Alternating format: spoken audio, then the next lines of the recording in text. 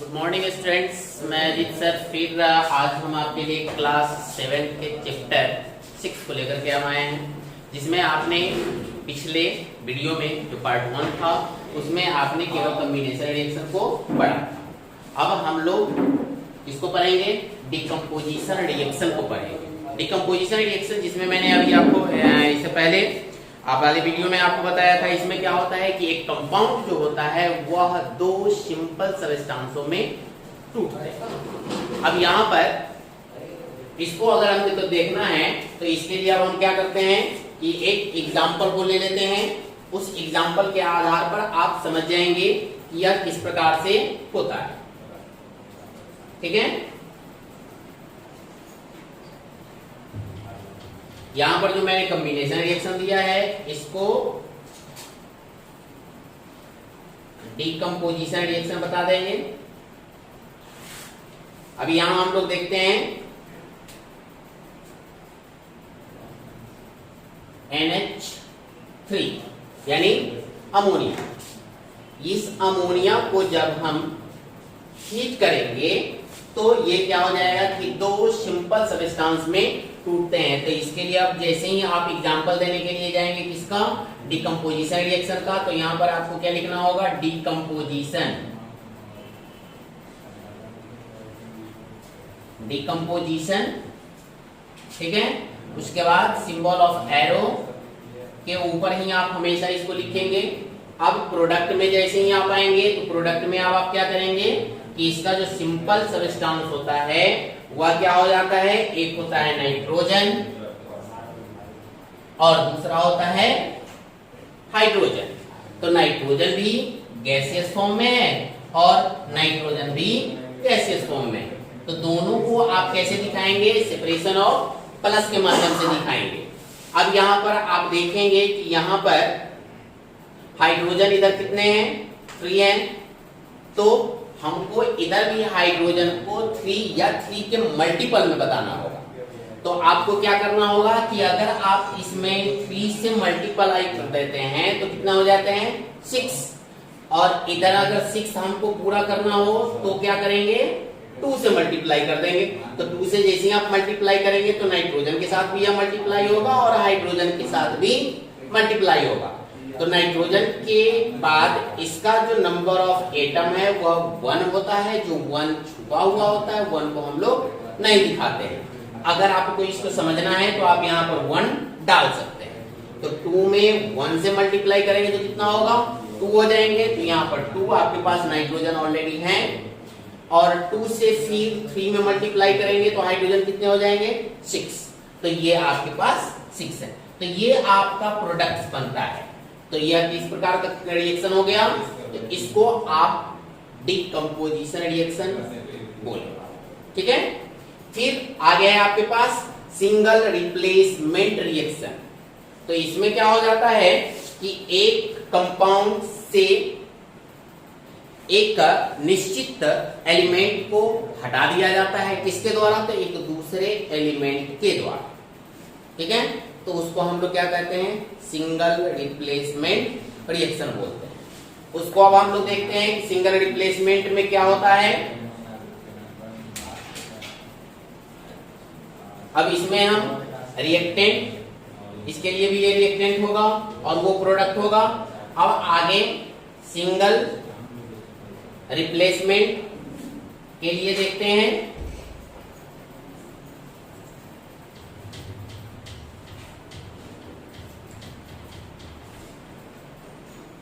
अब यहां पर देखिएगा कि रिएक्टेंट में हम आयरन को लिया और एक कंपाउंड को लिया CuSO4 यानी आयरन और कॉपर सल्फेट को लिया।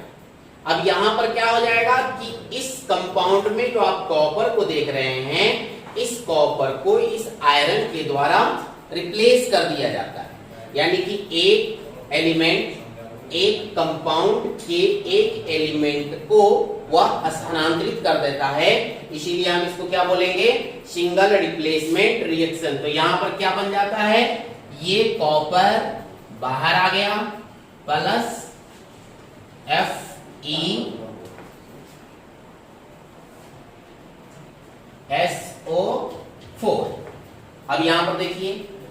पर क्या हो गया कि FeSO4 के साथ वहां पर मिल करके क्या बना दिया, फेरस सल्फेट, और इधर क्या था, कॉपर सल्फेट। यहां पर आप देखेंगे तो कॉपर बाहर हो गया। अब दोनों तरफ प्रत्येक एलिमेंट के एटम को बराबर कर देते हैं। तो आयरन के एक एटम है, तो यहां पर भी आप देख रहे हैं कि आयरन के एक एटम है, कॉपर के एक एटम है, कॉपर के एक एटम है, सल्फर के एक हैं, सल्फर के भी एक हैं, ऑक्सीजन के 4 हैं और ऑक्सीजन के इधर भी 4 हैं। यानी कि दोनों तरफ यह बराबर हो गया, इसीलिए हम इसको बैलेंस इक्वेशन भी कहेंगे।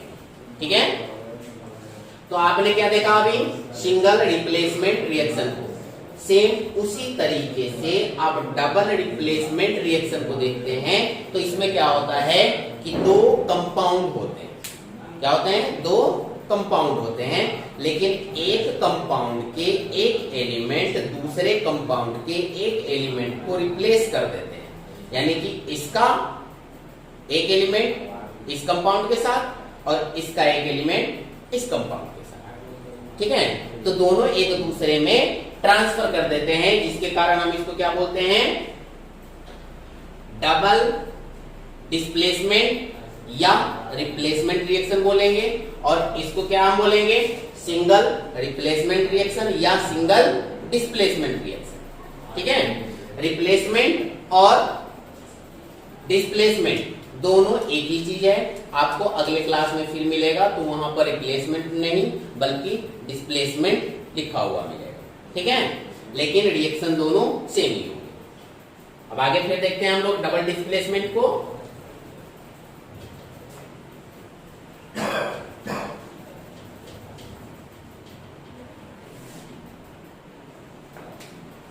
इसमें देखिए एक कंपाउंड लिया HCl हाइड्रोक्लोरिक एसिड, और दूसरा सेपरेशन यहां पर देंगे प्लस का, क्योंकि आप इसको और इसको दोनों को रिएक्शन करा रहे हैं, यानी कि मिला रहे हैं, तो दूसरे के साथ सोडियम हाइड्रोक्साइड को आपने लिया।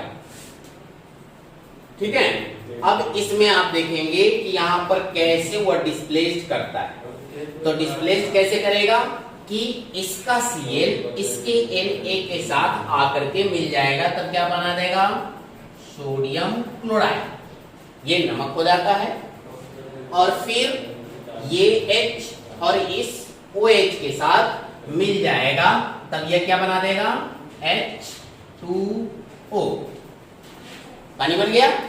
अब आप देखेंगे कि इस कंपाउंड का एक एलिमेंट इस कंपाउंड के दूसरे एलिमेंट को क्या कर देता है, डिस्प्लेस कर देता है, यानी कि OH को डिस्प्लेस करता है और इसके साथ जाकर के ये बन जाता है, जिसके कारण क्या बनता है, ये सोडियम क्लोराइड बनता है। और इसका जो एक एलिमेंट और इसका जो बाकी जो रेस्ट जिसको डिस्प्लेस किया था उसके साथ मिलकर के वह H2O बना देता है। अब देखिए इसको हम कैसे बैलेंस करेंगे, H का टोटल नंबर ऑफ रिएक्टेंट में देखेंगे, मतलब प्रत्येक का रिएक्टेंट में और प्रत्येक का प्रोडक्ट में नंबर को देखते हैं। हाइड्रोजन 1 और 1 2, तो 2 हाइड्रोजन वहां भी है, एक ऑक्सीजन तो एक ऑक्सीजन भी वहां पर है, यानी ये दोनों तरफ हाइड्रोजन और ऑक्सीजन को बराबर कर रहा है। फिर सोडियम यहाँ पर 1 है तो वहां भी 1 है, क्लोरीन 1 है तो क्लोरीन भी 1 है, यानी कि ये दोनों तरफ से बैलेंस हो जाते हैं, तो इसको हम लोग बैलेंस इक्वेशन। ठीक है, अब आगे आपके पास जो आपके बुक में है, उस बुक में आपको बहुत सारे क्या दिए गए हैं, प्रैक्टिकल दिए गए हैं, जिसको आप गो थ्रू आप अपने बुक में जाकर के देखें। उस गो थ्रू में आप देखेंगे कि इसमें भी बहुत सारे रिएक्शन को कराया गया है, बताया गया है। क्योंकि वह साइंस लैब में होने वाली होती है, तो साइंस लैब में तो आप लोग जाएंगे नहीं, तो इसके आधार को लेकर के आप इसको समझ सकते हैं। इसमें जब भी अगर आप इसको करना भी चाहेंगे तो आपके पास वो सामान नहीं होंगे, तो आप कर भी नहीं सकते हैं। इसीलिए आप इसको समझें और उसके आधार पर गो थ्रू को आप समझेंगे। फिर आगे जो आपकी टॉपिक है उसमें से आपको बताया गया है फिजिकल चेंज और केमिकल चेंज में डिफरेंस। तो फिजिकल चेंज और केमिकल चेंज में डिफरेंस क्या होते हैं उसको आप देखिएंगे आप अपने बुक में। उसमें फिजिकल चेंज में केवल फिजिकल प्रॉपर्टी ही बदलते हैं, जबकि केमिकल चेंज में क्या होता है कि उसका कंपोजिशन जो होता है वह दूसरे प्रॉपर्टीज वाले सब्सटेंस को बनाता है। अब फिजिकल चेंज में ना तो इसका आप कलर को देखेंगे, तो उसमें आप फिजिकल चेंज में केवल कलर को चेंज कर सकते हैं, उसके स्टेट को चेंज कर सकते हैं, उसके वॉल्यूम को चेंज कर सकते हैं, उसके मास को, वेट को आप चेंज कर सकते हैं। इसको आप जान रहे हैं। फिर यह जो होता है टेम्परेरी चेंज होता है, ठीक है, कुछ देर के लिए आप इसको बदल सकते हैं। लेकिन केमिकल चेंज जो होता है वो परमानेंट चेंज होता है। जैसे आप अपने घर में कभी आटा पिसाने के लिए गए होंगे, ऐसे लोग अपनी भाषा में अपने गांव में जब चलते हैं तो लोग कहते हैं कि कहाँ जा रहे हैं, तो आटा पिसाने जा रहे हैं। लेकिन वास्तव में पिसाता क्या है? गेहूं। अब लोग कहेगा कि हम आटा पिसवाने जा रहे हैं, तो क्या आटा को पिसवा करके गेहूं बना के लाइएगा? ऐसा तो संभव नहीं है। तो यहाँ पर हम लोग क्या करते हैं कि गलत बोलते हैं। हम लोग क्या करने के लिए जा रहे हैं? गेहूं पिसवाने जा रहे हैं। तो वह गेहूं का जो आटा होता है उसमें आपने क्या देखा कि वह भी एक प्रकार का फिजिकल चेंज है या केमिकल चेंज है। तो आप बताएंगे कि यह केमिकल चेंज है। क्यों? क्योंकि आटे से फिर आप गेहूं नहीं बना सकते, ठीक है। फिर उसी गेहूं के आटे को अगर आपको रोटी बनाने के लिए दिया जाए, रोटी बना हुआ है, आप कहेंगे कि इसको आटे में परिवर्तित करके दीजिए, हो जाएगा? नहीं होगा। तो ये भी आपके लिए कौन सा चेंज हो गया? चलिए दिमाग लगाइए, बताइए। केमिकल चेंज सही बोला, यानी कि आपका जो दिमाग है कुछ तेज है, हमको लग रहा है, ठीक है। तो हम लोग अब आगे चलते हैं। आपके पास आता है क्या? Self check. जो कुछ क्वेश्चन है उसको भी आप सोल्व कर लेंगे। असाइनमेंट तो आपको मिल ही जाती होगी, तो उसको आप लोग सोल्व करते ही होंगे। तो इसको क्यों छोड़े, इसको भी करिए लेते हैं, क्या ठीक रहेगा? अब आपके पास आगे का जो टॉपिक है, उस आगे के टॉपिक को आप देखेंगे तो आपको पता चलेगा कि ये क्या है। तो रस्टिंग ऑफ आयरन। आयरन मैंने आपको बताया था कि आपके घर में बहुत सारे लोहे के सामान होंगे। उस लोहे के सामान को आप जाकर के देखेंगे। इससे पहले मैंने केमिकल चेंज में आपको बताया था कि जब उस पर जंग लग जाती है तो उसको आप क्या बोलते हैं? केमिकल चेंज बोलते हैं। अब यहाँ पर रस्ट जो है उसके बारे में भी हमको पढ़ना है। तो रस्टिंग ऑफ आयरन क्या होता है? तो रस्टिंग ऑफ आयरन जो होता है वह एक प्रकार का केमिकल चेंज होता है।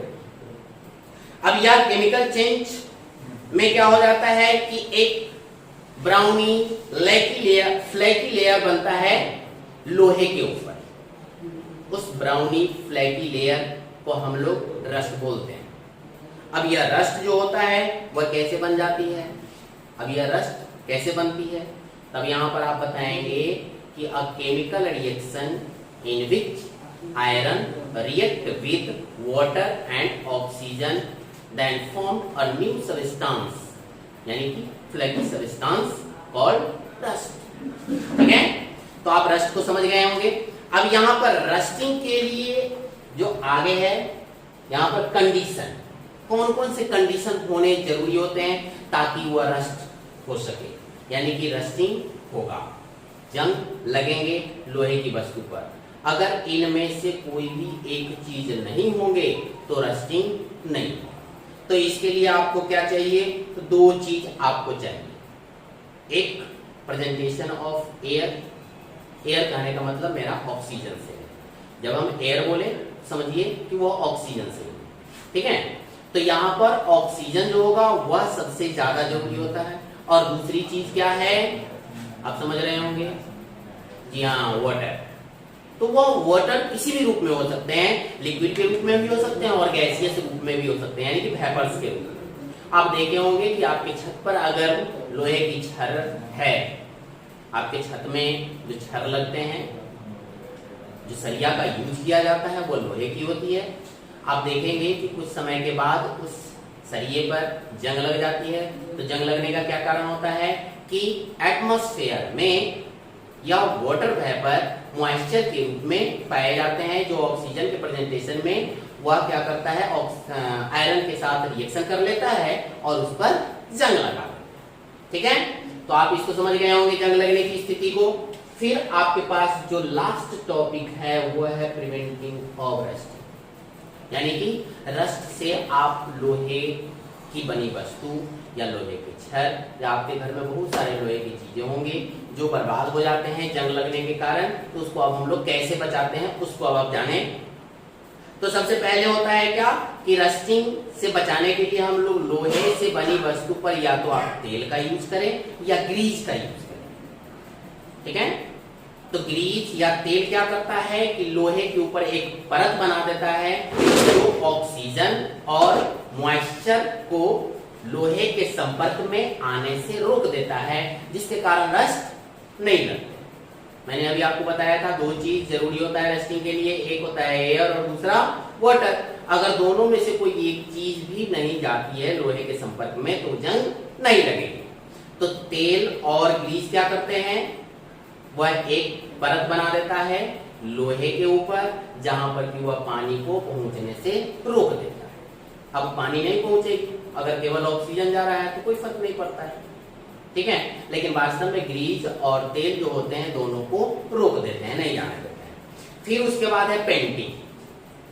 आप पेंट का यूज भी करते होंगे, तो पेंट जो लोहे की चीज पर लगाई जाती है, तो पेंट भी एक परत के रूप में हो जाता है जो लोहे में पानी और ऑक्सीजन के संपर्क को रोक देता है, जिसके कारण वह जंग लगने से उसे बचा देता है। फिर है गैल्वेनाइजेशन। अब गैल्वेनाइजेशन में क्या होता है उसको आप जाने कि एक नॉन रस्टिंग वाले सब्सटेंस को उसके ऊपर परत के रूप में डाल दिया जाता है। यह गैल्वेनाइजेशन जो होता है एक प्रोसेस होता है जिसमें एक परत जमा दी जाती है लोहे के ऊपर, जैसे कि जिंक हो गया। जिंक की परत जब लोहे के ऊपर जमा दी जाती है तो लोहे को वह जिंक की परत क्या करता है कि एटमॉस्फेयर, मॉइस्चराइजर और ऑक्सीजन से प्रिवेंट कर देता है, बचा देता है, जिसके कारण उस पर जंग नहीं लगते हैं। फिर है अगला इलेक्ट्रोप्लेटिंग। तो इलेक्ट्रोप्लेटिंग में भी वही क्रिया की जाती है जिसमें आपको गैल्वेनाइजेशन मैंने बताया था, लेकिन वास्तव में यह जो प्रोसेस होता है वह इलेक्ट्रिसिटी के प्रेजेंटेशन में होता है। यह इलेक्ट्रिसिटी के प्रेजेंटेशन में उसके ऊपर लोहे के परत के लोहे के ऊपर या लोहे से बनी हुई सामान जो होते हैं उसके ऊपर निकेल या क्रोमियम की परत चढ़ाई जाती है। इसकी सहायता से, तो इलेक्ट्रिसिटी की सहायता से, जिसके कारण वह जंग लगने से लोहे को बचाता है। फिर है एलॉइंग, यानी कि कम रिएक्टेबल, जो कम ऑक्सीजन से रिएक्शन करने वाले एलिमेंट्स होते हैं, मेटल होते हैं, उस एलिमेंट मेटल के साथ लोहे को मिला दिया जाता है, जिसके कारण भी लोहे में जंग कम लगता है। ठीक है, और लास्ट में आपका टीन। टीन आप जानते होंगे, रसगुल्ला भी टीन के डब्बे में आते हैं। रसगुल्ला तो सबको याद होगा। अब रसगुल्ला याद है तो टीन के डब्बे भी याद होंगे। अब टीन के जो डब्बे होते हैं उस टीन के डब्बे में क्यों रखे जाते हैं रसगुल्ले को, क्योंकि टीन जो होता है वह भी ऑक्सीजन से बहुत धीरे धीरे रिएक्शन करता है लेकिन बहुत ही धीमी गति से करता है। तो यहाँ पर लोहे की जो बनी हुई वस्तु होती है उसके ऊपर टीन, ब्रास या कॉपर की एक परत जमा दी जाती है। उस परत के कारण वह जंग से बच जाता है। तो इस तरीके से आपका ये चैप्टर खत्म होता है, लेकिन इससे पहले एक और चीज है उसको आप जान लें कि वह है क्रिस्टलाइजेशन। अब क्रिस्टलाइजेशन क्या होता है उसको आप जान लें, ये लास्ट टॉपिक है आपके बुक का। ये क्रिस्टलाइजेशन में क्या होता है कि जब भी किसी भी चीज को आप क्रिस्टल के फॉर्म में प्राप्त करते हैं तो उसको क्रिस्टलाइजेशन बोलते हैं। जैसे कि मैंने आपको बताया था चीनी की शरबत बनाकर जब आप उसे गर्म करेंगे तो गर्म करने के बाद चीनी के दाने प्राप्त नहीं होंगे बल्कि चीनी का एक बहुत बड़ा बॉल ठीक है, पेबल के रूप में बहुत बड़ा आपको प्राप्त होते हैं, तो वो आपको क्रिस्टल होता है। ठीक है, तो इस प्रकार से प्राप्त जो भी चीज होता है उसको हम लोग क्रिस्टलाइजेशन बोलते हैं। अब आगे आपके चैप्टर में, आपके बुक में, इस चैप्टर में जो भी क्वेश्चन आंसर है उसको अब आप लोग कर लेंगे। अब अपने बुक को पढ़ेंगे। थैंक यू, अगले दिन फिर मिलेंगे।